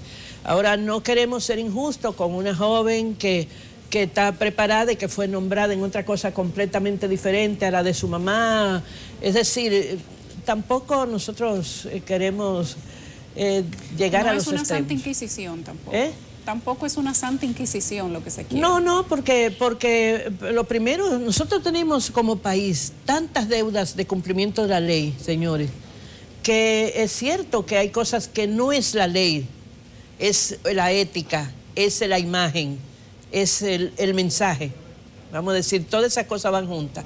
Pero lo primero es cumplimiento de la ley. Están esas personas dentro de la misma institución, eso no es correcto, no es legal. Si están fuera, vamos a ver, si se pasan de una cantidad prudente, podría ser algo que mande muy mala imagen. Entonces, vamos a ver. Sí, doña Miriam, en conversaciones con Carlos Pimentel hace algunos días, Yo le decía que no sé si el gobierno ganó un buen funcionario o Participación Ciudadana perdió en su capacidad de veeduría ciudadana. Pero vamos a ver cómo está o cuál es el comportamiento de Participación Ciudadana en lo inmediato, porque las expectativas son altas, empezando por lo que ya se mencionaba de la designación de Miriam Germán Brito, que fue una petición expresa. Alguna gente consideró que fue una falta de delicadeza pedirle al presidente que nombrara a una persona, pero ese no es el tema. El tema es que el presidente anunció que va a concertar a los sectores sociales a partir de la próxima semana, buscando un gran consenso nacional para los problemas del país. ¿Estaría Participación Ciudadana dispuesta a participar en ese consenso o ya ha sido avisada de que se les requerirá su opinión? No, mira, sobre lo primero de la recomendación y si eso es una delicadeza o no, fue justamente el señor Abinader quien solicitó expresamente que la sociedad civil les recomendara gente. Y nosotros recibimos un mensaje de que el presidente estaba interesado en que la sociedad civil presentara los nombres. Incluso tuvimos una discusión bien amplia. Siempre hay personas en nuestra organización que piensan que no deberíamos presentar. Y definitivamente predominó la idea de que si nos están dando la oportunidad de presentar nombres y los nombres que estamos presentando son gente en la que nosotros confiamos, pues ¿por qué no? Y lo hicimos. Además, o sea, no fue en delicadeza porque él lo solicitó. Incluso lo solicitó públicamente, que quería recibir sugerencias de la sociedad. No hemos hecho recomendaciones para ninguna otra posición, ninguna. Nosotros no haríamos eso para un ministerio o algo así, pero para la justicia sí lo hacemos, por la importancia que tiene. Lo del consenso nacional. El consenso nacional, nosotros siempre hemos participado, siempre. En todas las cosas que nos han invitado, no recuerdo nunca que hayamos dicho que no. No importa el gobierno que haya sido. Si la sociedad civil tiene un espacio, si nos invitan, estaremos participando con mucho gusto para colaborar en la solución de los problemas nacionales. Señora Miriam, antes de irnos a la pausa, solamente me gustaría preguntarle, porque lo ha dicho usted, nosotros propusimos nombres. Además de Miriam Germán Brito, ¿a quién propusieron? Bueno, ese fue el único caso en que propusimos ese. ¿Solo la propusieron a ella? Sí, solamente. Incluso se barajaron diferentes nombres, pero al final se decidió solo hacer esa recomendación. Muchísimas gracias, señora Miriam Díaz, directora ejecutiva de Participación Ciudadana, por habernos acompañado en este espacio de Despierta con CDN. Que tenga feliz resto del día y que nos podamos ver muy pronto ya sin pandemia. Ok. Gracias. Vamos a ir a una brevísima pausa, ya regresamos con más. Estamos de vuelta en Despierta con CDN. Ahora tenemos a Manuel Luna, presidente de la Cámara de Comercio y Producción de Santo Domingo. Manuel Luna está por Zoom. Manuel, buenos días. Bienvenido a Despierta con CDN, tu primera vez. Muy buenos días. Muchas gracias por recibirme. Un placer para mí estar con ustedes en CDN, que es mi casa, donde comencé mi carrera profesional hace 18 años. Manuel, buenos días.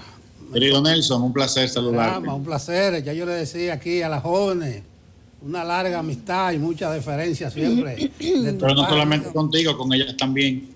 Y con Pedro en el switch. También. Manuel, ¿cómo estás, amigo? ¿Cómo te va? Qué gusto tenerte bien, también en este espacio de Despierta con CDN. ¿Qué te parece el nombre? Me parece fabuloso, creo que lo conozco, déjame ver, trabajaba ahí. Oye, Manuel, la Cámara de Santo Domingo presentó los resultados de una encuesta que realizó para dar una perspectiva a las autoridades del impacto que ha tenido la pandemia en la economía.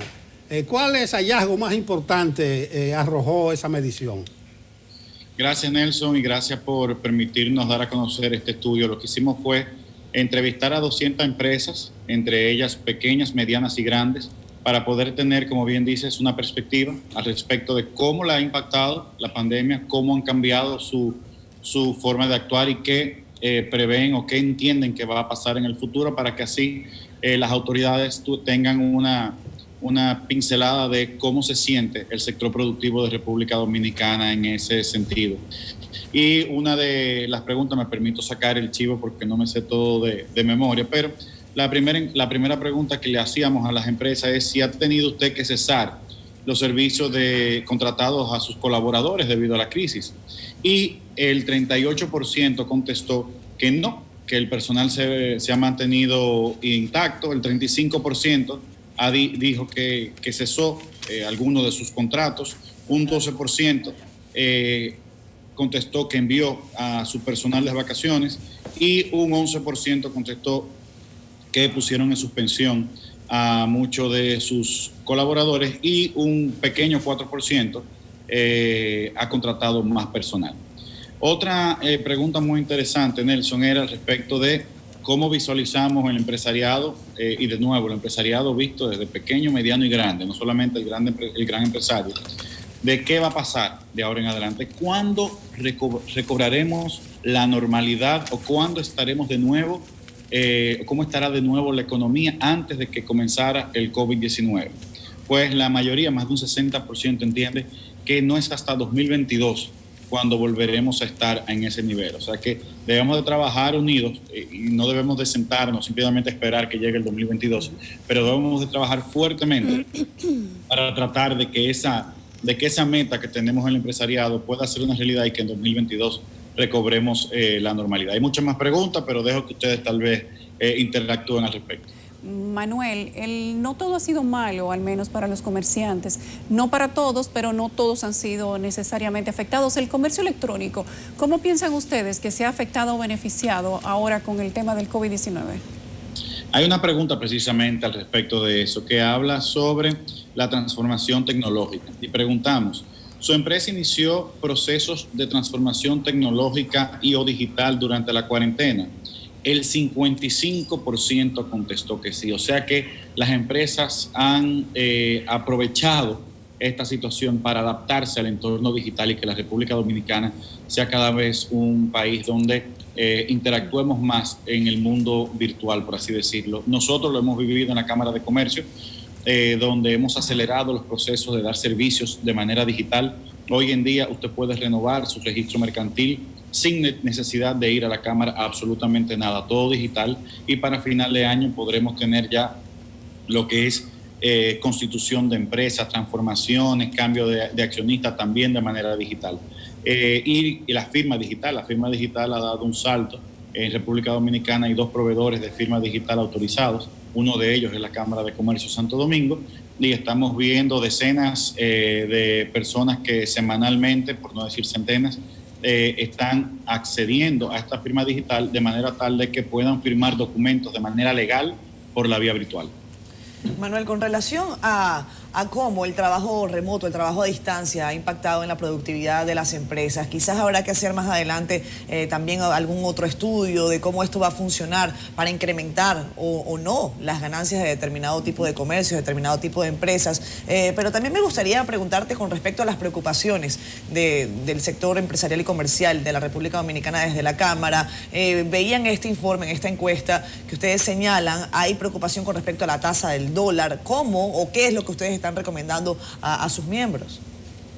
Mira, más que recomendación, lógicamente lo que se le preguntó era cuáles eran aquellos factores que entendían que iban a afectar más la economía de la República Dominicana, y el resultado arrojó que la estabilidad económica es una de las preocupaciones, lógicamente, el aumento de los casos de COVID, que sigan aumentando los casos y que el Estado no pueda controlarlo, porque de lo que necesitamos, lógicamente, como sector productivo es tratar de, sabiendo que es una pandemia mundial, de que no hay forma de controlarlo 100%, pero tratar de minimizarlo al máximo, y la devaluación de la moneda, así como la alta tasa de desempleo. De hecho, vemos que hay un gran porcentaje de empresas que ha reducido su personal y luego otro gran porcentaje que lo ha puesto en suspensión. O sea que tomando toda esa panorámica, es importante, Catherine, que el Estado pueda dar soluciones y que trabajemos juntos. Ya el gobierno llamó a un diálogo a los sectores productivos para poder encontrar salidas que viabilicen esto, y una de las recomendaciones que estamos dando desde la Cámara, que es una pieza, no es la solución, pero es una pieza para los sectores comerciales y productivos, es la puesta en ejecución de la Ley de Garantías Mobiliarias. Para nosotros es muy importante que esta ley comience a aplicarse porque nosotros entendemos que es un factor fundamental para poder recobrar, sobre todo los pequeños negocios, y tener un impulso económico que le permita reinsertarse y no desaparecer, no caer en liquidación de compañías. La ley de garantía inmobiliaria, ¿tú podrías ampliar más? Porque no es de conocimiento cotidiano. Por ejemplo, tú me la mencionas a mí y yo no puedo entrar en detalle. ¿En qué consiste y en qué beneficia al sector y al país? Qué bueno, Nelson, que me preguntas al respecto. Mira, la ley de garantías mobiliarias es una ley que aprobó el Estado, aprobó el gobierno ya y está promulgada desde febrero y da para su aplicación hasta diciembre. Nosotros lo que estamos diciendo es no esperemos diciembre, apliquémosla desde ahora. ¿Por qué? Porque la ley de garantías mobiliarias le da la facilidad, sobre todo al pequeño comerciante y al mediano, de poner en garantía sus bienes muebles para acceder a créditos. Lo pongo en sentido llano y es una explicación que trato de hacer fácil para que se entienda. Un colmadero tiene 5 freezers en su negocio y necesita cash para poder recobrar su inventario, para poder reponer el inventario. Va al banco y le dice, banco, yo no tengo inmueble, o sea, este local donde yo opero no es mío, yo no tengo nada que sea inmueble, pero sí tengo muebles. Tengo estos freezer, tengo este televisor, tengo esto, y pone en garantía esos bienes y el banco le presta un dinero a una tasa más módica que un préstamo personal o el mercado informal, y con ese dinero puede reponer su inventario y retomar su proceso natural de comercio. Los restaurantes, ¿cuántos restaurantes están cerrados que todavía no han podido abrir o que solamente abren a 1 hora y han afectado su venta de manera espectacular, pero tienen millones de pesos invertidos en cocinas o en equipos? Pudieran poner eso en garantía, el banco les da dinero y ellos pueden recobrar la normalidad. Empresas tecnológicas que tienen en cuanto a inmuebles muy poco, pero que en aparatos tecnológicos tienen millones de pesos y son pequeñas y medianas, pueden poner eso en garantía y pudieran recibir. Y lo bueno de esto es que sector privado, pidiéndole prestado al sector privado con una garantía mueble. O sea que ahí la inversión del Estado es mínima. El Estado simplemente va a regular a través de un reglamento que necesitamos que se apruebe y un sistema que necesitamos que el Estado diga quién lo va a administrar, si lo va a administrar el Industria y Comercio, si lo va a administrar la Cámara de Comercio o quién lo va a administrar. Manuel, una conclusión de esa encuesta es que proyecta el signo de los tiempos. A lo que tú mencionabas de la parte digital, la encuesta Leo expresa que el 65% de los empresarios tiene contemplado dividir la fuerza laboral entre remota y presencial, y que incluso también habrá flexibilización de los horarios de trabajo, digitalizar procesos, etcétera, etcétera. Te pregunto si también tienen ustedes contemplado en modificar el entorno laboral, la infraestructura, porque veo en otros países que hasta la manera, la disposición, tanto de la oficina como del comercio, de la fábrica, implican alguna variación para ajustarse a estos cambios. De hecho, Nelson, eso fue uno de los datos que más me llamó la atención, porque yo lo estoy viviendo. Yo soy un pequeño negocio y mi empresa ahora mismo, yo tengo a una persona en Santiago, 2 personas en Santo Domingo, una en el distrito y una en Santo Domingo Este. Yo estoy más tiempo en Punta Cana que en Santo Domingo. Ahora estoy en Santo Domingo y estamos laborando la mayor parte del tiempo remotamente, y uno va un día a la semana a la oficina, y así conozco muchas empresas que han dividido el tiempo. Yo creo que es una oportunidad, inclusive, y ya me estoy yendo en fuera de otro rol, sino ya yo soñando un poquito, de hasta un poco de desurbanizar las urbes, valga la redundancia, la ciudad, y eso impacta inclusive en el tránsito. Hay muchas empresas de servicios que no necesitan estar localizadas físicamente en el casco urbano. Claro. O sea que es una oportunidad este proceso de digitalización para desurbanizar un poco las ciudades, congestionar un poco el centro de las ciudades, sobre todo de Santo Domingo y de Santiago, y poder vivir en las periferias o en ciudades aledañas y dar servicios legales, servicios profesionales, de consultoría, de mercadeo, de relaciones públicas, todo ese tipo de servicios que no necesariamente usted tiene que ir como un ingeniero, como un médico, etcétera, para darlo presencialmente. Debemos de aprovechar esta oportunidad y irnos hacia esa vertiente digital. Nosotros, por ejemplo, en la misma Cámara de Comercio, que tenemos cerca de 130 empleados, todavía tenemos decenas de ellos que siguen operando desde su casa, y lo que queremos es inclusive, y aquí estoy adelantándome, pero uno de los sueños de Tony Ramos, nuestro vicepresidente, es que deberíamos ya estar pensando en que la Cámara de Servicio 24/7, las 24 horas del día de los 7 días de la semana, porque con el teletrabajo puede ser que una persona pueda depositar su registro mercantil a las 12 de la noche de un sábado y que el domingo alguien en Rusia o en España o en California pueda ir trabajando el análisis de ese registro. O sea que este proceso, yo entiendo que de cada proceso de crisis uno trata de sacar lo mejor, y debemos el país que aproveche mejor las tecnologías y cómo adaptarse al cambio, vamos a hacer lo que más rápido vamos a salir de esto y vamos a triunfar cuando todo vuelva a la normalidad. Bueno, Manuel, yo tomando un poco tus palabras y tu sueño, tú dices, esto nos va a servir quizás para desurbanizar. Si yo estuviese también más tiempo en Punta Cana, que en la capital, también estaría pensando igual que tú. Manuel, gracias como siempre por estar acá con nosotros. Nos encantó conversar contigo, como tú bien señalas, amigo de esta casa, amigo de nosotros, y nos interesa mucho siempre tu comentario. Tenemos que despedirte, Manuel, gracias. Gracias a ustedes. Ahora Miren, tenemos que pasar. Sí, vamos a conectar con nuestra compañera Leticia Díaz. Ella está específicamente en el Hotel Catalonia. Hay una reunión con legisladores del Partido Revolucionario Moderno. Ahí estaría el presidente de la República, Luis Abinader. Leticia, adelante.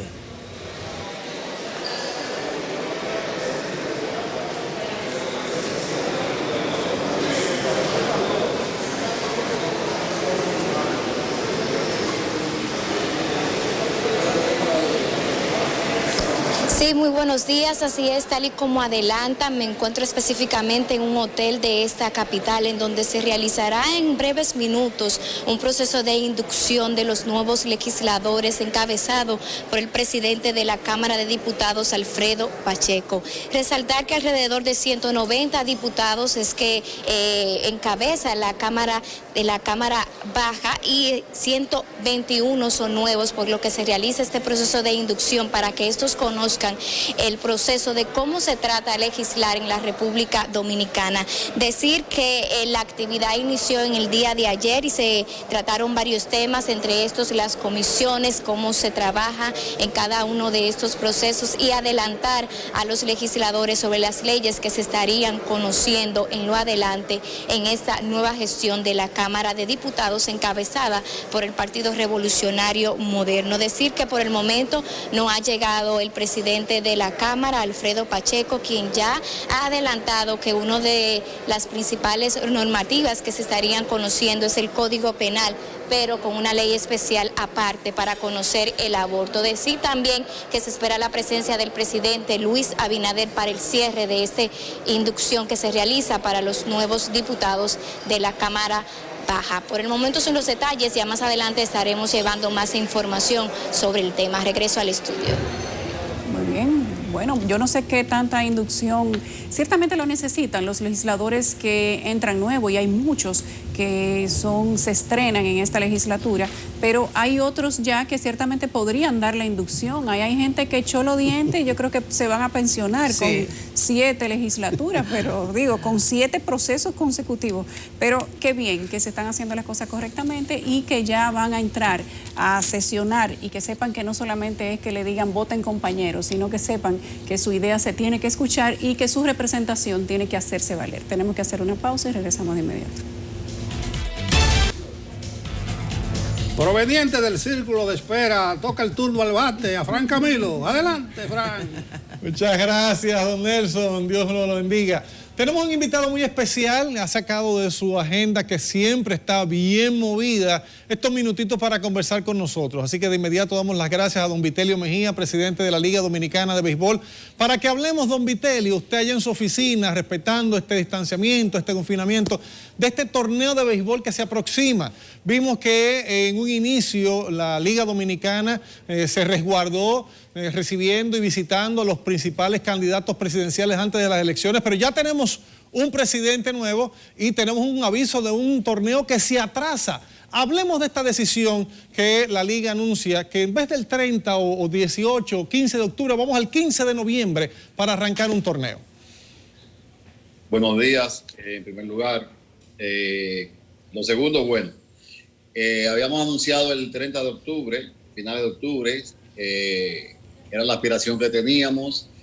Todos sabemos, es de pública notoriedad que las proyecciones que tenía todo el mundo, incluyendo las autoridades de salud, con el tema de el nivel de contagio, ¿verdad?, de la pandemia, no se dieron esas proyecciones, hubo una recaída, como pudiéramos llamarlo, y eso obliga a ser objetivos, a ser responsables y a saber que las condiciones no estaban dadas para empezar en octubre, no solamente por el tema de los fanáticos, sino por el tema de que hay que resguardar a los jugadores, hay que resguardar a la familia de los jugadores, y hay que resguardar a todo el que actúa o acciona en el torneo de béisbol. Eso unido, porque no vamos tampoco a dejar de lado, porque esta consideración, a que el presupuesto publicitario y la posible ausencia de fanáticos colocan a la liga y a los equipos en una situación económicamente difícil, y con recortar el torneo, que ya teníamos que hacerlo por el tema de la pandemia, de la propagación, también estábamos buscando un poco de poder solventar ese déficit con un mes de gasto menos. Entonces esa es la idea. Vamos a jugar el 15 de noviembre con Dios delante, porque el control de todo esto solamente lo tiene Dios. Nosotros tenemos que hacer lo que nos toca. Lo que nos toca, nos tenemos que trabajar. Estamos trabajando 12 horas diarias en tratar de montar el torneo, pero al final Dios dirá si va a ser posible o no. Pero nuestro esfuerzo se va a hacer. Con el tema que mencionaste, Fran, de los candidatos, hablamos con los 3 en ese momento. Ya hoy uno es presidente de la República, y estamos trabajando un pequeño comité de la Junta de Directores con la administración, incluido el Banco de Reservas, para procurar la solución de solventar ese déficit.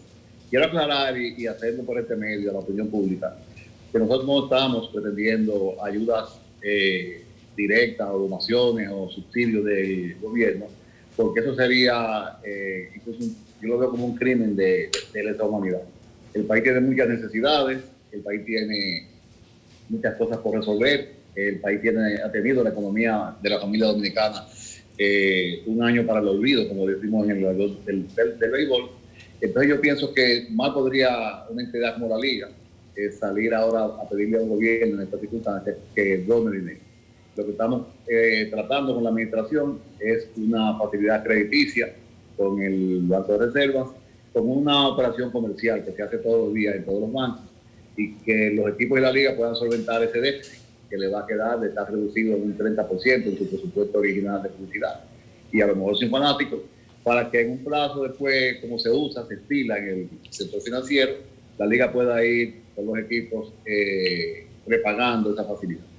Es un sacrificio para los equipos económicamente, pero hay una responsabilidad social también para la liga y los equipos, de que después de este año tan difícil que hemos tenido, la familia dominicana pueda disfrutar de su béisbol, aún sea por los medios televisivos. Ese es más o menos el resumen. Tenemos ahí las fechas y el formato.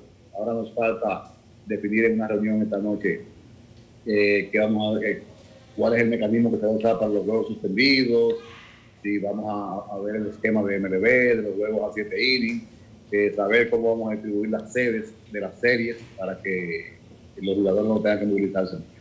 Esa es más o menos la idea, en resumen, que le puedo comentar. Y la prensa, hay que tener pendiente que si el protocolo debe incluir a una prensa que quiere cubrir, y es probable que no se permita tener como antes tantos periodistas. Eso no sabemos cómo ustedes lo van a manejar. Ahora, le diré a mi querido Vitelio, que además es hermano en la fe de nosotros también, que aquí mismo en este programa dijo hace un par de días el nuevo ministro de Deportes, Francisco Camacho, que es parte de la estrategia del gobierno tratar de que la gente se mantenga en sus casas. ¿Y quién no disfrutaría un partido de Licey Águilas por televisión?, decía él, poniendo el ejemplo de lo que se pretende hacer. Es decir, que ellos seguro estarán ayudando con esas facilidades que usted está mencionando. ¿Ha tenido ya contacto con ellos para hablar de este tema? Oh, sí, claro. Debo comentarles que el ministro Camacho nos visitó prácticamente a raíz de su mención, no de su designación, sino de su mención. Nos dio una visita de cortesía y comprometió su disposición con la liga, con los equipos, de ayudar a que el torneo se pueda realizar. Nosotros estamos muy confiados, estamos por otro lado trabajando en este comité que les mencioné con la autoridad del Banco de Reservas y el sector financiero del Estado para este presupuesto, este déficit presupuestario, cubrirlo con esa facilidad. Con la prensa ya tenemos un protocolo prácticamente redactado para el manejo de la prensa. Nuestro director de prensa, Datoski Terrero, ha tenido ese encargo. Me luce que es un buen protocolo, pero como yo le decía a un colega de ustedes ayer, nosotros en la semana que viene vamos a abrir este protocolo a conversarlo con la prensa, porque como hombre de fe que tú decías, nosotros somos muy llamados al consenso, al que la gente tenga la oportunidad de expresarse, de ver sus intereses. Cada quien tiene un interés y una posición, ponerlo sobre la mesa y que el protocolo que sale con la prensa sea consensuado con la prensa, para que podamos llevar el tema con mayor armonía y con mayor disposición de todas las partes, que las cosas se hagan bien, porque aquí el bien principal que tenemos que proteger es la salud y la vida. Muchas gracias. Es un tema más que de preocuparse, de ocuparse. Muchas gracias, don Vitelio, que Dios me los bendiga y los siga iluminando. Usted definitivamente, como siempre, está a otro nivel. Gracias por estos minutitos que nos concede desde su oficina. Dios le bendiga. A ustedes, un abrazo. Muchísimas gracias. Bueno, yo creo que aquí la noticia, compañeros, es que el torneo va. Es un torneo que, como escucharon, va a ser mucho más caro a pesar de tener menos partidos, porque necesariamente no tendrán hasta ahora entradas por concepto de tickets o de boletos para ver los partidos, pero además hay que preparar un protocolo que es caro. Por eso entendemos que el esfuerzo que está haciendo don Vitelio y la Liga vale la pena nosotros desde aquí entender. Y ya escucharon también, el patrocinio se está hoy en día dedicando a otras cosas que no son necesariamente la pelota. Pero entendemos que el torneo va y esperemos que se dé bueno. Muy justo. Más caro, con poco patrocinio, pero no van a arrimarse al Estado, porque las necesidades del país son muchas. Muy justo, don Vitelio. Así que la pelota se pondrá amarillita ahora, pero con menos juegos, ¿verdad? Bueno, muchísimas gracias, Fran. Como siempre es un gusto tenerte acá con nosotros. Tenemos que despedir esta edición de CDN, Despierta con CDN. A ustedes, gracias por estar allí. Nos vemos, si Dios quiere, mañana. Feliz resto del día.